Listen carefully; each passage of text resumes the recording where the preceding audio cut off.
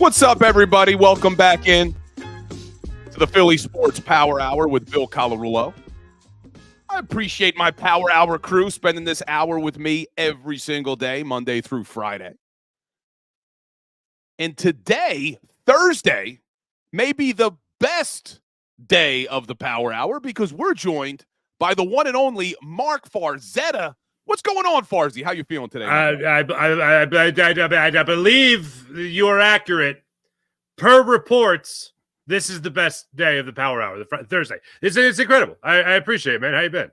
Well, listen, let me reach out to D-Gun because if he reports it, then it's accurate. So, let me tell you something. There's a clubhouse poison. There's a locker room poison in the Philadelphia Eagles locker room, and it has a name. The name is Derek Gunn. Man. Good God, Gunner. You had the report earlier in the year about the offense being predictable and whatnot, and now you got this. Oh, my goodness gracious, Gunner. Now you got Dom DeSandro being the babysitter of Nick Sirianni. Oh, my goodness gracious, that Derek Gunn. Woof, woof, baby. I was texting with Gunner earlier today. I didn't refer to him as a locker room poison, but I think I will now. Farzy, you know that I have been a major defender of Nick Sirianni. I was completely in support of bringing him back. I still don't think he should get fired. Let me preface it with that.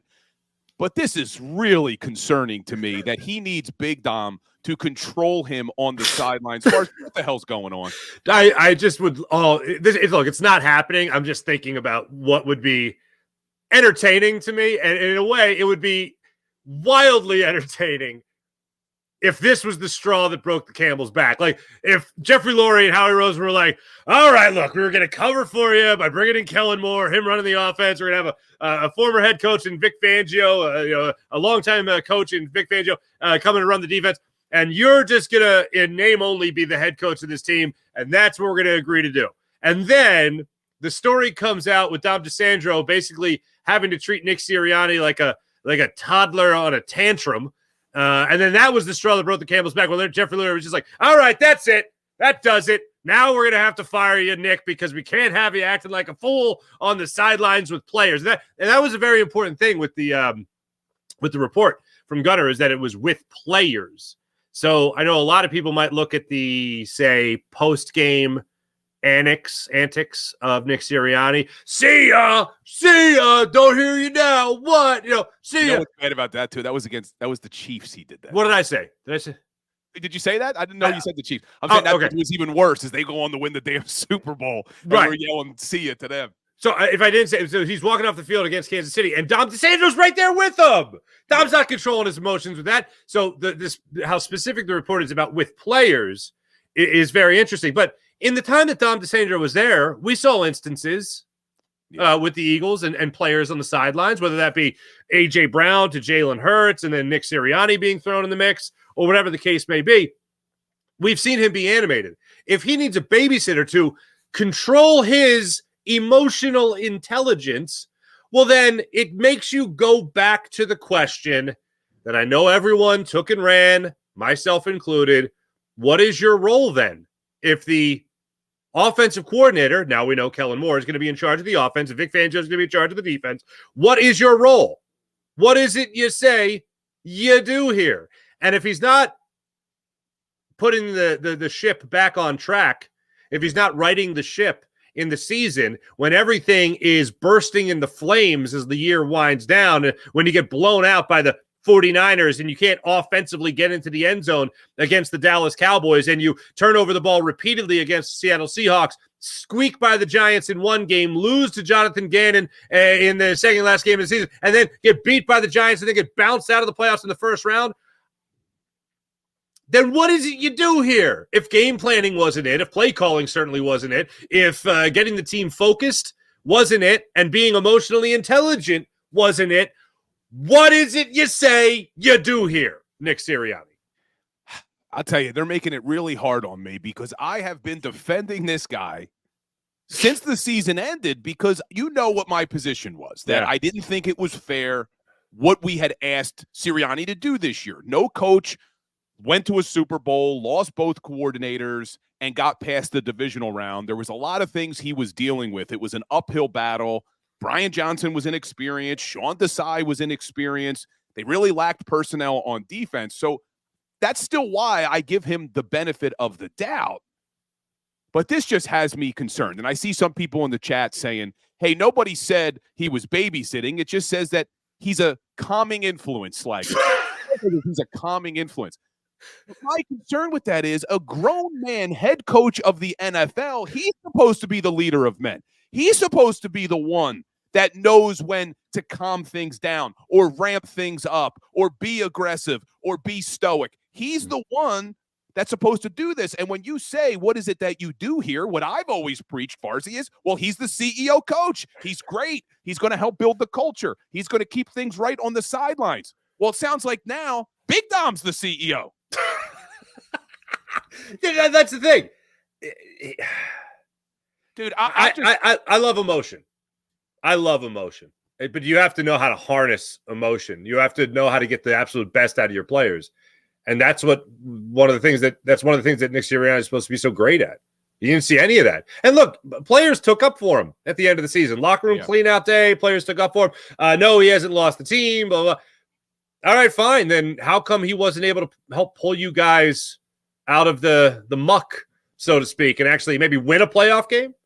You know, that the whole season's different if you at least win a playoff game. If you, all right, you know what, the end of the season sucked and we couldn't do anything with it, but at least win a game, all right, then maybe it's a different story.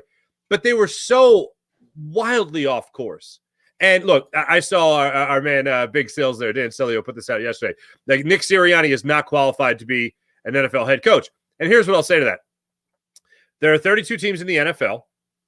The Eagles hire what seems to be different than anybody. The Eagles want to hire somebody, not that's going to be, that CEO even, where he's really in charge, even if he delegates play calling on both sides of the football. They're not hiring that guy. The number one thing on the job application form is, will you play ball with Jeffrey Lurie and Howie Roseman?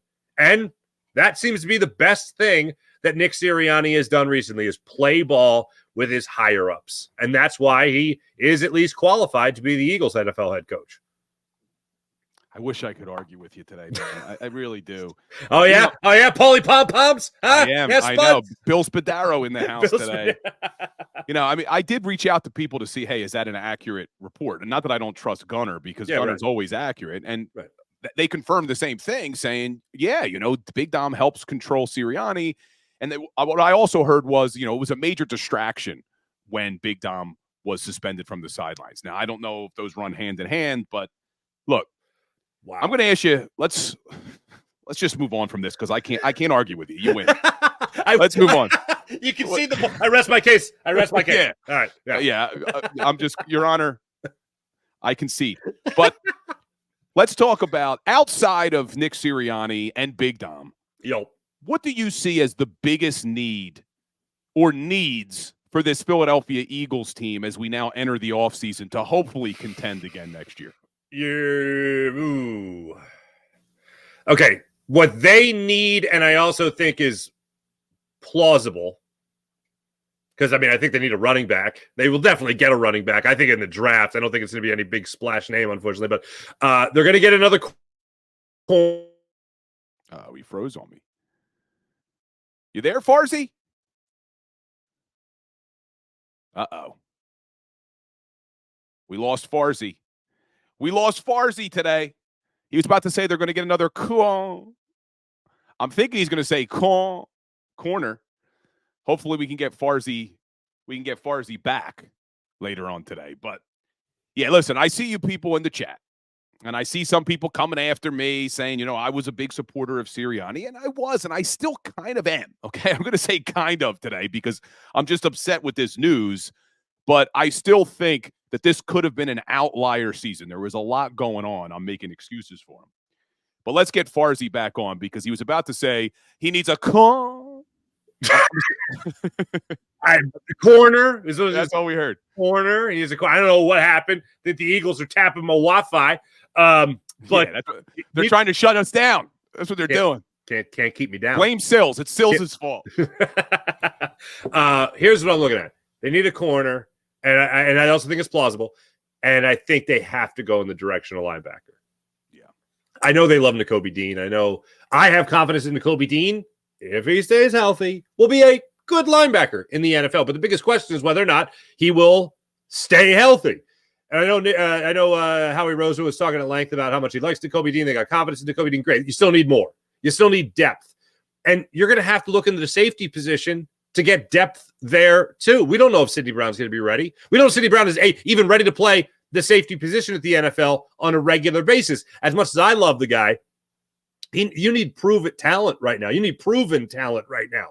So I think they did fill two of the biggest needs, which was an experienced offensive play caller, very experienced, an experienced defensive coordinator, extremely experienced, and those two guys with big track records. But as far as on the field, I think they're looking at corner. I am not ruling out the possibility of acquiring Patrick Surtain in the offseason. I know the asking price is going to be high, but I think the Eagles will be able to get him here if they really want to make that happen. And I think in the linebacker situation, you're probably going to have to go into free agency. You might have to go back into the draft, but I think they're going to have to get a guy that has that experience to play linebacker in the NFL. You need proven commodities at this point. The draft isn't going to cure it all, but I think those are the positions of need that the Eagles are most need, and also are most likely going to go in that direction. I think those are the most plausible spots. Running back, I think they feel like Kenny Gainwell's fine, and they'll draft his future replacement and his backup this year. Yeah, I agree with you, and I said this either yesterday or the day before. The days are running together on the show. That as much as I would like to see them draft a linebacker, I still want to see them do that. You have to bring in a proven veteran. We can't go into this season with Nakobe Dean, who's a question mark. Whatever rookie you draft, which will be a question mark. I don't care where you draft him. He's a rookie. And then what? Ben Van Sumeren, another question mark. So I think they have to do something they haven't done in a while, which is go out and maybe spend some big money on a linebacker. And I know there's some names out there. Anthony Krobach says, hey, he wants Azeez Al-Shahir as their number one linebacker. There's some other guys. Frankie Lavue's available, Patrick Queen, Jordan Brooks from Seattle. So there are guys that they could get. It's just whether or not Howie Roseman changes his philosophy and says, hey, I'm going to go pay for a guy, because we've seen it. What do they like to do? They like to sign 1-year guys, short-term contracts for aging veterans or, guys who are in that middle of the pack. Now, you mentioned corner.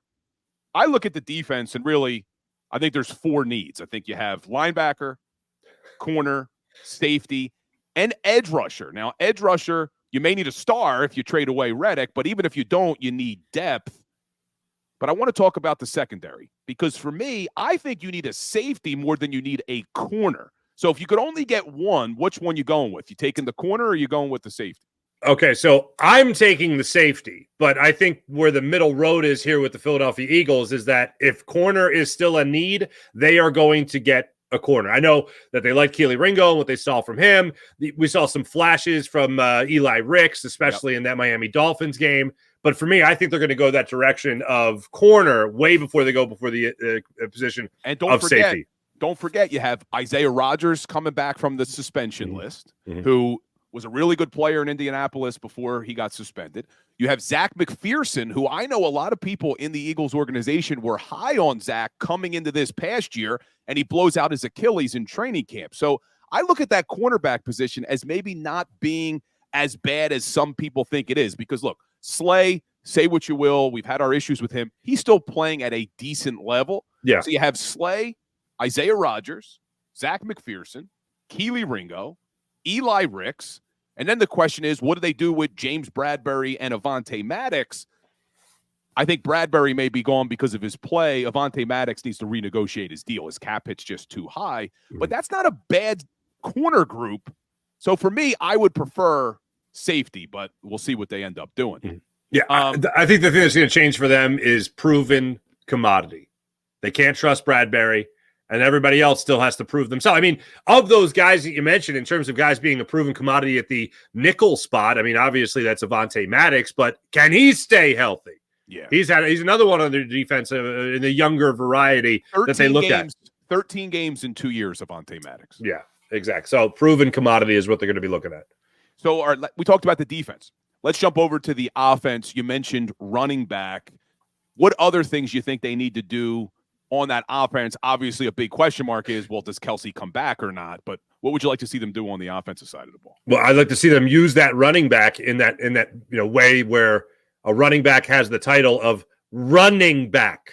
I'd like to see a running back run the football, just like a lot of Eagles fans have been screaming throughout the years. And I'm not one to yell and scream about run-to-pass ratio all the time. I think that sometimes it gets a little overblown. But I think you look at this year and how much they had to rely on Jalen Hurts to run the football, how much they had to rely on the tush push. And that certainly skews their numbers when it comes to rush attempts on the season. But actually use the running backs. And if you're not going to run the football, and Kellen Moore has been known to kind of get away from the running game as well, maybe not even get there in the first place before he even gets away from it, but throw the ball to the running backs. And I would love to see DeAndre Swift come back here, but if I'm making a prediction, DeAndre Swift is not coming back to Philadelphia. I agree with you. He will be elsewhere. But if they bring in someone that is of a similar skill set, utilize the skill set. I'm going to go ahead and use a phrase that they used for Jalen Hurts before in the season. It ended up being a bit of a lie, but it was true in terms of you embracing the uniqueness of Jalen Hurts' game. Whatever running back they do bring in, if they bring in someone like DeAndre Swift, embrace the uniqueness of his game, his ability to catch the ball out of the backfield, his ability to run a screen, his ability to run a wheel route, for crying out loud. Not every screen needs to be a bubble screen to a wide receiver or to a tight end. You could throw to a running back. Those are a couple of things that I want to say. Let's not bring that up. We still have PTSD. Right. Yeah. DeAndre Swift. Devontae Smith. Devontae Smith blocking on a bubble screen for Dallas Goedert. That was the best. You have Dallas Goedert, who's a big human being, and you have Devontae Smith. So instead of having Dallas Goedert block for Devontae on the bubble screen, you flip it. We're going to trick him. We're going to trick him, Farzy. So he thinks about blocking. All right, I'm just realizing something in the chat. So, they've started calling me Bill Spadaro, some people here. And one of our avid viewers here changed his name. I didn't realize until just now that that's also my massive nostrils in the picture. Touche, Bill Spadaro on YouTube. I didn't even realize it until I just saw it. And I think what he does, I'm starting to pick up on this on our fan here, Bill Spadaro. He just re-quotes things that I say, and he's overly positive.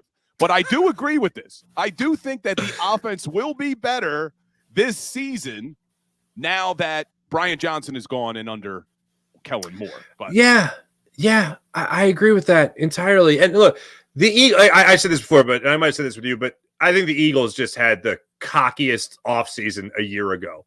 Like overly arrogant is the word I'll use. Oh, Brian Johnson, you have no play calling, but our quarterback? Well, it's going to be hard to fail with this offense, so go get him, fella. Yeah. And ended up blowing up in their faces at the end of the season once everybody figured out what the hell they were doing. Yeah, and there's another thing I want to see them add on that offense, in addition to maybe a running back if DeAndre Swift leaves. I want a backup tight end that's a little bit better than what they have right now. Dallas Goedert hasn't stayed healthy the last couple of years.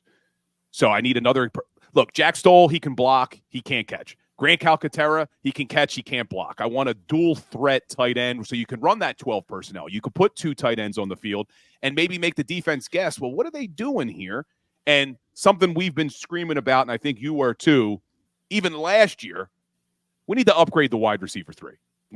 Quez Watkins is a free agent, thank God. Olamide Zaccheaus is a free agent as well.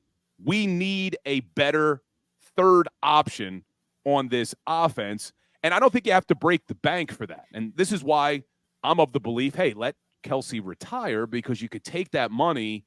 Yeah, you're going to have a little bit of a drop-off, and people got mad that I say a little bit. You'll have a big drop-off from Cam Jurgens at center, but now you're going to have a better second tight end. You're going to have a better wide receiver 3. So that's kind of what I want to see. Look, there's no doubt if Jason Kelsey doesn't come back, he'll be missed in the middle of the offensive line, but we all know that money will be spread out rather well, and we know that Howie knows how to spread that money out. When you talk about a third wide receiver, I think that would be something that would be a huge luxury for the Eagles, considering their 1 and 2 guys are pretty damn good. But when you talk about a tight end, maybe we're getting closer and closer. I mean, we are getting closer and closer, but maybe we're closer than we think to needing that Zach Ertz to Brent Selleck, that Dallas Goedert to Zach Ertz. Maybe now we're going to be looking for somebody else, or the Philadelphia Eagles are going to be looking for somebody else to kind of pick up the slack when it comes to a receiving tight end. One that, can block, can use most of their time when they're playing, blocking for their quarterback, their run game, the passing game, whatever the case may be, but also somebody who will be a threat to be able to catch that ball downfield a little bit. So maybe we are looking for someone to, I don't know, start looking past Dallas Goedert a little bit. All right. Something else I have to talk to you about. So I tweeted out either Monday or Tuesday my NFC quarterback rankings, okay? Not NFL, NFC. And it's still going crazy. I mean, I'm still getting notifications on my phone from people agreeing or disagreeing or calling me a clown and all this.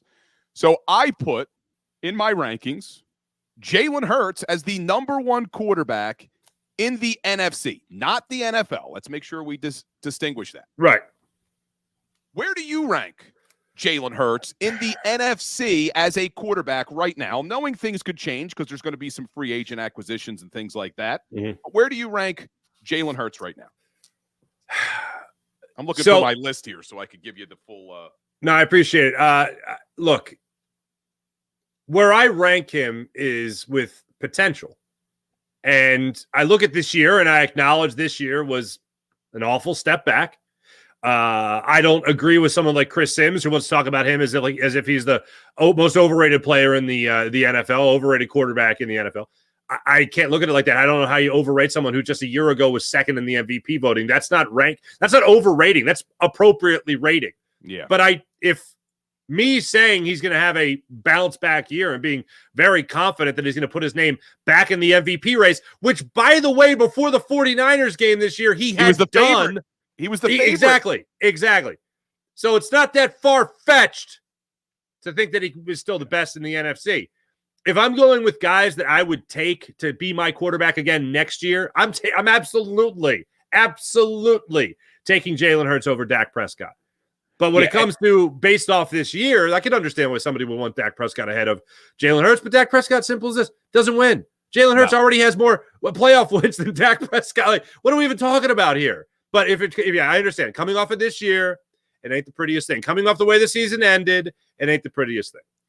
Yeah, and I see in the chat here, Jameson Smith, and I had some people coming at me saying that Jordan Love should be number one. And my thoughts on that is I had Jordan Love as number 3 in the NFC right now. And the reason why is the same argument that people make about Jalen Hurts is, he was only good for one season.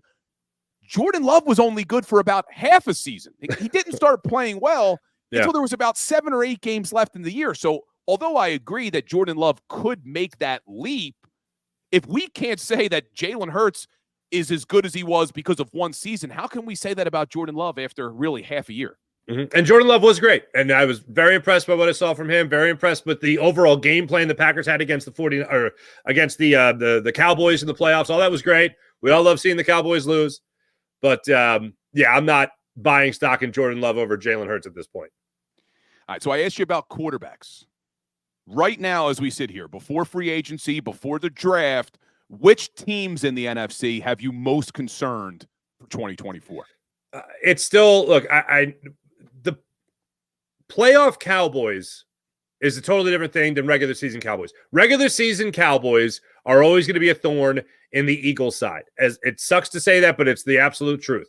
So they still concern me. The Packers, again, looking at Jordan Love, I don't see him getting worse, but I also don't see him all of a sudden entering the MVP race like Jalen Hurts did a year ago. So I am concerned with the Packers that they could be on the upswing.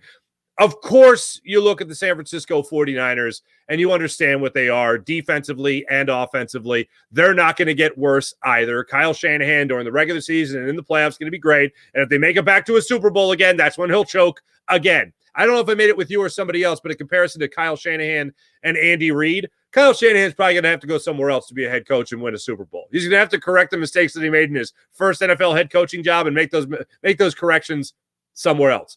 But as of right now, I look at the Cowboys, I look at the 49ers, and I do look at the Packers as teams that are big threats to the Philadelphia Eagles. Yeah, I don't disagree. I don't disagree with you.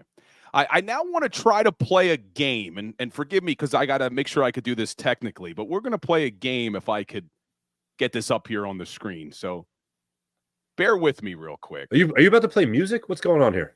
I want to see if I can play this game for us. Hold on. The game is called Can Bill Find the Soundbite? So here we go. So we're going to play Find the Farzy right now. Okay, I like this. This is great. I was watching the Flyers game last night. Okay. And there's a player on the Chicago Blackhawks, and I'm like, is that Farzy? Is that Foligno? That's not Foligno. It is. It's Nick Foligno. Is it Nick Foligno? Okay, yeah, I thought so. Wow. Look at this. Which one is the real Mark Farzetta? That's a great point. That's a great question. Did I tell you what Jim Jackson always texts me? Is this how we got on this subject? Hold on. No, put that back up. I got to take a picture for all right, for JJ. Here we go. Here we go. Find the Farzy.